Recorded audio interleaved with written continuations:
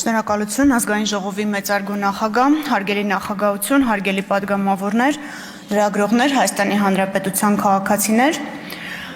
ես փորձեմ կարճ եւ ըստ էության անդրադառնալ մի շարք հարցերի, որոնք հնչեցին մտքերի փոխանակման փուլում, բացի այդ ես երկու հարցադրման խոստացա, որ կանդրադառնամ իմ եզրափակիչ ելույթում, ուստի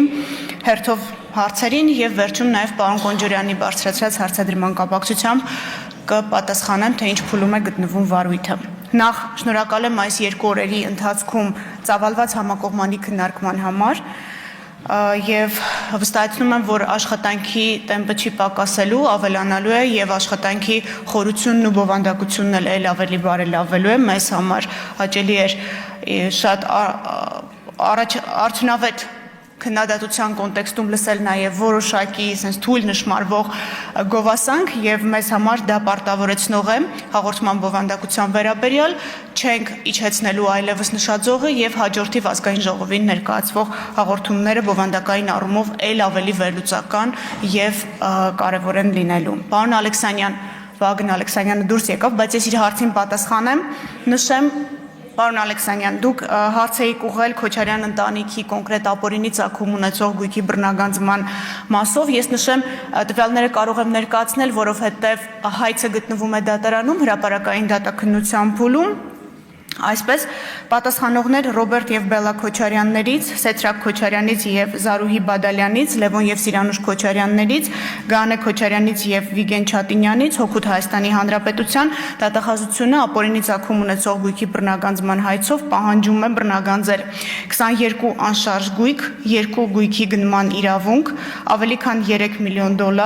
985 միլիոն դրամ արժեքով ձեռք բերված պարտատոմսեր, ավելի քան $1.4 միլիոն չափով ավանդ, 15 իրավաբանական անձում մասնակցություն, իրավաբանական անձանցից են Nairi Insurance, Toyota Երևան ընկերությունը, Target Group-ը եւ մի շարք այլ ընկերություններ,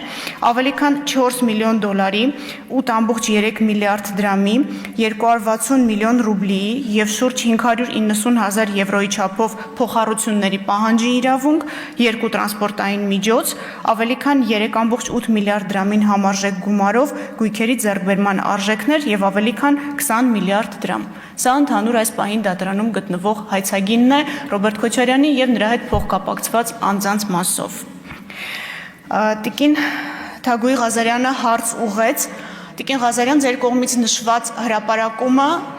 2021 թվականին ուղարկվել է օպերատիվ մարմին ստուգման։ Մենք ուղղակի օբյեկտիվ պատճառով չհասցրեցինք այս երկու օրերի ընթացքում ճշտել, թե ինչ փուլում է գտնվել կամ ինչ ընթացք է ստացել ձեր կողմից նշված հրապարակումը եւ հարցազրույցը, բայց առաջիկա երկու օրերի ընթացքում ձեզ գրավոր կպատասխանենք, թե օպերատիվ մարմինը ինչ աշխատանք է իրականացրել։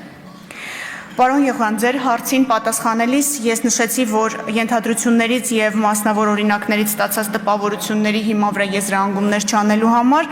մենք ձեր կողմից արտահայտված մտահոգության կապակցությամբ առանձին ուսումնասիրություն կիրականացնենք եւ դրա արդյունքները ձեզ հասանելի կդարձնենք։ Միայն կալանք խափանման միջոցի հետ կապված, քանի որ նորից հարց բարձրացվեց, կրկնեմ, որ 2024 թվականին նախաձեռնված 58895 քրեական վարույթից մեղադրյալի նկատմամբ կալանքը որպես խափանման միջոց ընտրելու մասին 2282 միջնորդություն է ներկայացվել դատարան, բավարարվել է 2013-ը։ Եթե թվերը պարզ համադրեք իրար, մաթեմատիկական հաշվարկ իրականացնեք, ապա կտեսնեք, որ նշված վարույթներից 3.8%-ով է ընդամենը կալանքը որպես խափանման միջոց ընտրելու մասին միջնորդություն ներկայացվել դատարան։ Խոսքը միջնորդությունների մասին է։ Ինձ անհանգստացրեց ընդդիմության ներկայացուցիչներից պարոն Մանուկյանի նշումը, որ դատախազությունը չի պատասխանել իրեն ուղղված հարցադրմանը, պարոն Մանուկյանը այստեղ չի, բայց ամեն դեպքում նշեմ, որ նույն հարցադրումն ուղարկվել էր նաև քննչական կոմիտե եւ մենք քննչական կոմիտեից տեղեկություն էինք ստացել, որ արդեն պատգամավորին պատասխանել են, բայց հաշվի առնելով, որ նաև դատախազության պատասխանն է կարևորվում, երևի այսօր օրվա ընթացքում պարոն Մանուկյանը նույն պատասխանը կստանա նաև դատախազությունից, որպեսզի բաց չլինի հանկարծ պատգամավորին կողմից ուղղված գրավոր հարցման կապակցությամբ։ Նույն տրամաբանությամբ Տիկին Թագուհի Թովմասյանի կողմից նշված հրապարակումների կապակցությամբ արդեն ամփոփված են եւ Տիկին Թովմասյանին գրավոր կուղարկենք իր կողմից նշված մամուլի հրապարակումների արդյունքում կատարված աշխատանքը։ Տիկին Հակոբյանը հարց բարձրացրեց դատավարական ժամկետների հետ կապված, մենք այս առումով համակարծիք ենք եւ պատրաստակամ ցանկացած փոփոխության, որը ազգային ժողովը կնախաձեռնի, այդ թվում աշխատանքային կարգով պատրաստ ենք քննարկել, հատկապես մեզ համար մտահոգիչ են փորձաքննությունների ժամկետները եւ արդյունավետությունը, եթե падգամավորները նախաձեռնություն կունենան, մենք այս առումով եւս պատրաստ ենք քննարկել։ Եվ պարոն Արմեն Խաչատրյանը հարց բարձրացրեց ըստ էության նոր լիազորության հետ կապված, սա կարծում եմ լրացուցիչ պիտի քննարկվի, որովհետև դուք ըստ էության ակնկալում եք դատախազությունից, գոնե ձեր բանավոր խոսքից ես հասկացա մի բան, որը մեր գործառույթների մեջ կարծես թե այս պահին չկա, լրացուցիչ կարող ենք քննարկել, եթե դուք ներկայացնեք օրենսդրական նախագիծ, դա եւս գալիս է դատախազություն, կարող ենք նաեւ աշխատանքային կարգով քննարկել։ Պարոն Կոնջորյան,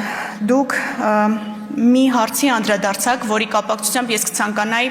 ժամանակն օգտագործելով շատ կարճ ուղղակի նշել, քանի որ նաև պարոն Մինասյանի կողմից բարձրացվեց հարցը եզրափակիչ ելույթի ընթացքում, թե ինչպես է տնօրինվում ապօրինի գույքը,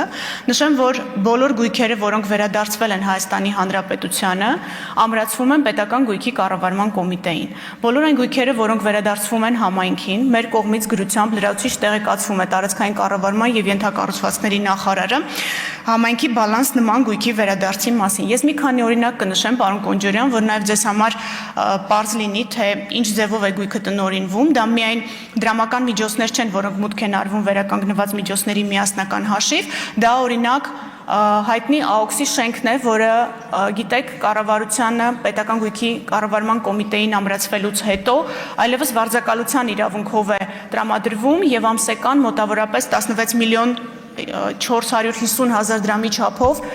վարձավճար է մուծվում Հայաստանի Հանրապետության պետական բյուջե։ Բացի այդ, Հայաստանի Հանրապետությունը մեկ այլ տարածք ունի Երևանի կենտրոնում, որը բոլորովին վերջերս սեփականության իրավունքը վերջնականապես գրանցվեց Հայաստանի Հանրապետության, դա Չեխովի ներողություն Չայկովսկու դպրոցի հարակից տարածքում գտնվող բազմահարկ շենքի առաջին երկու հարկերից 238 քառակուսի մետր տարածքն է, որտեղ գործում է սրճարան, եւ այս պահին Հայաստանի Հանրապետությունը վարձակալության իրավունքով սրճարանին տրամադրել է այդ տարածքը որպես սեփականատեր եւ յուրաքանչյուր ամիս որոշակի մի քանի միլիոն դրամի հասնող գումարի չափով, այս պահին թիվը անգիր չեմ կարող հիշել, վճարվում է պետական բյուջե։ Բացի այդ, ահռելի տարածքներ, որոնք նախատեսված են հանգստի համար եւ անտառային տարածքներ են Երևանի կենտրոնական հատվածում արդեն, նույնպես վերադարձվում են Հայաստանի Հանրապետությանը եւ ամրացվում են պետական գույքի կառավարման կոմիտեին արդեն որպես անտառային տարածքներ օգտագործելու համար։ Ես նշեցի պարոն Ալեքսանյանի հարցին պատասխանելիս իմ ելույթից հետո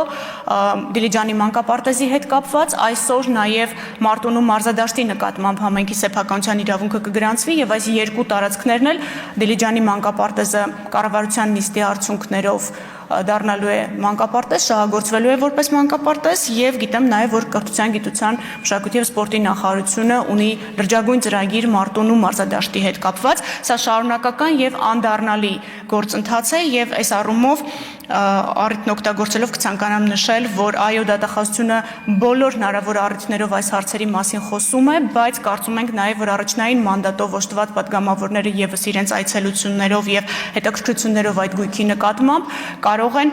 ցույց տալ, թե ինչ արդյունավետությամբ են այդ գույքերը տնօրինվում։ Օրինակ անցյալ տարի շատ կարևորվեց Գավառի մանկատանը հարակից այգու վերադարձը Հայաստանի Հանրապետությանը եւ մենք լիահույս ենք, որ այդ կանաչ տարածքն ըստ էության կդառնա համայնքի համար կարևոր ռեկրեացիոն գոտի, որի շուրջ աշխատանքները ելի պետք է ակտիվացվեն եւ շարունակվեն։ Սա ընդհանուր տնօրինման առումով, պարոն Կոնջորյան, որպեսզի նաեւ ձեզ համար ավելի պարզ լինի, թե ինչ ձևով են գույքերը տնօրինվում, դա միայն դրամական միջոցներ չեն։ Պարոն Միրզոյանի անձի կյանքի դեմ ուղղված հանցագործության մասով նշեմ, որ գործը գտնվում է դատարանում, մենք ունենք մեղադրյալ եւ հիմնական դատալսումների փուլում է դատավարությունը, հրապարակային է, այսինքն որևէ խոչընդոտ չկա տվյալ ստանալու հետ կապված, բայց նշեմ նաև, որ մի շարք վարույթներով, որոնք գտնվում էին դատարանում, արդեն ունենք վերջնական դատական ակտեր, որոնք վերաբերում են կեցավայրի վրա հարձակմանը, կեցավայրից կատարված կողոպուտներից եւ դրանց մասով էլ առաջին ատյանի դատարանների կողմից կայացված դատական ակտեր ունենք, քանի որ ձեր խոսքից հասկացա, որ այս առումով որոշակի ինֆորմացիոն պակաս ունենք, մենք առաջիկայում մի փոքր ամփոփիչ ավելի հանրային իրազեկում կանենք, որպեսզի падգամավորներին այդ հարցերը չուղվեն եւ մեր կողմից պատշաճ պարզաբանում տրվի։ Հարգելի նախագահ, ես ըստ էության ավարտեցի, ինձ կարծում եմ որևէ հարցադրում, որն ուղղված էր մեզ եզրափակիչ ելույթների կամ